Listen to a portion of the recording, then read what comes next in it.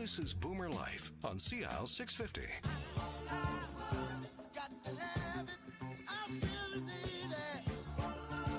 Welcome to BoomerLife on Sept620. I'm Joanne Sutton. Thanks for joining us today.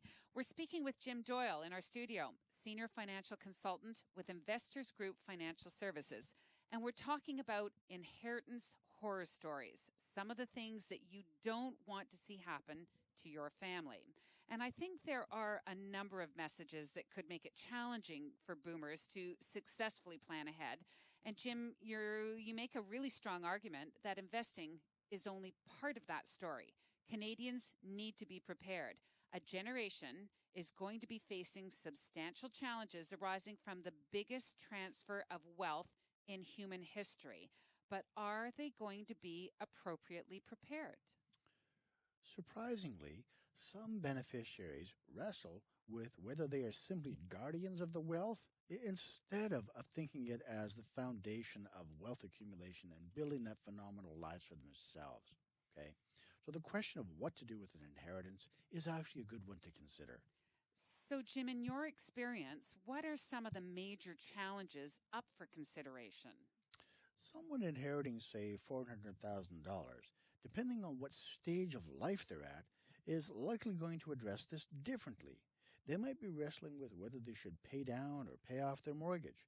Should they buy RSPs or tax-free savings account? How about buying a new car or taking a fabulous trip? Well, here's the, $60 million question. Would your recommendations be different if someone were inheriting less? Like instead of 400,000, they were only inheriting 40,000. Yes, it likely would. Managing cash flow or paying off debt isn't sexy, and once it's spent, it's hard to change your mind and get the money back. We see people all the time, and there's even a term for it. It's called FOMO. That's fear of missing out. They're reluctant to do anything for fear a better alternative might come along. Unfortunately, there's often a real strong appetite to spend some or all of it. And this takes hard work to have them consider alternatives that may help put them in a better place financially. We hear that a lot of parents want to help their kids out financially, but what do you do when that turns into pressure from the kids for an advancement on their inheritance or outright control of assets? First thing they might want to do is talk to someone. Get a bit of perspective on what they're seeing or facing. Kids might be thinking, well, this money's coming to me anyways, and a lot of times it's behavior that they feel that they can justify. Consider the case of parents who's in their 90s living in a care home.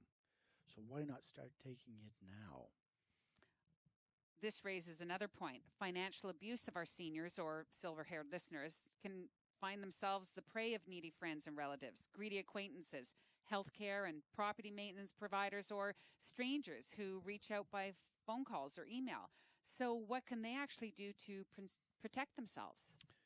Because we've developed our relationship with clients over years, our regular contact gives us an in-depth knowledge of their financial affairs. It might provide us an opportunity to spot a change or suspicious relationship before it becomes apparent to other family members. The challenges not only come from identifying financial abuse, but it also in taking appropriate steps to help without overstepping confidentiality or privacy boundaries. So, Jim, because you work with families on so many different levels, what are some of the red flags or examples that might indicate that a client is being subjected to abuse or undue influence by somebody else? I could probably do a whole show on this one. Mm-hmm. But a big one that we see, people who trust or misuse the power of attorney, or the client gives power of attorney to someone who appears inappropriate. Also, you might want to watch for situations like someone pressuring you to lend him or her money or possessions. Someone cashes your checks without your permission. If you see withdrawals from your bank account that cannot be explained. Things that indicate that you don't have control of or access to your money. Your mailing address has been changed to an unexplained address. Mm. You become inaccessible to your advisor by direct contact. Someone pressures you to make a change in your will or to sign legal documents that you do not fully understand. Maybe someone shares your home without paying a fair share of the expenses when requested to do so. And of course, any behavior that is out of character or perceived to be detrimental to your best interests. Wow, I think we could do a whole show on this topic. You've raised a lot of really good points here. So, what can somebody do about it if they have concerns? Well, first off, please understand there's nothing shameful or embarrassing about telling someone that you're being abused. Help is available. To find out more, call 1-800-O-Canada. That's 1-800-622-6232. 1-800-O-Canada. I've actually never heard of that service before, and it's really, really important information to know. So, what other steps can somebody take to help protect themselves from abuse, so to speak? I borrowed this from the Government of Canada website. Okay, keep your personal and financial information in a safe place. Keep track of your accounts and legal documents. Keep a record of financial transactions and changes to legal documents. And for major decisions involving your home or other property, get your own legal advice before signing any legal documents. Keep in touch with a variety of friends and family so you don't become isolated. And finally, tell someone if you think you're experiencing financial abuse. Tell a friend, a family member, a healthcare, legal, or financial advisor. Remember that your money and property belong to you. The issues of elder abuse can sometimes be hard to talk about, and that's why it's really good to get advice when you're drafting up your will or you're being asked to make choices that you're really not quite sure about. So as we bring it back to wills and estate planning, Jim, what other sorts of problems are you seeing? In 1996, BC passed a law allowing second spouses or half-siblings to contest wills on the basis that they weren't adequately provided for.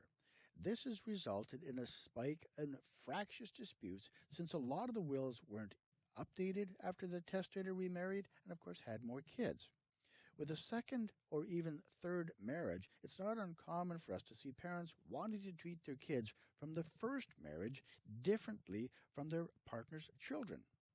If you're facing this type of a dynamic, you might want to have a conversation with your legal advisors about your plans and intentions. Wow, there's a lot more to estate planning than meets the eye. It seems to be something that people can address on their own, but after this conversation we're having today, I can actually see why many people have difficulty understanding what their options truly are. It really enforces the need to work with a professional, an advisor. If you don't have the expertise, the time, and the dedication to manage all aspects of your financial affairs, I suggest you call Jim. He's the guy. You can reach him at 604-682-5431. For most people I work with, wills look to address their personal situation and wishes as well as their planning needs. When clients provide us with a copy of their will, we get a chance to ask questions that explore if their intended beneficiaries could understand what their real wishes are. So when we talk about estate planning, what we're really talking about is what stuff is yours and who do you want to get it and what conditions do you want to place on them getting it if there's any rules involved.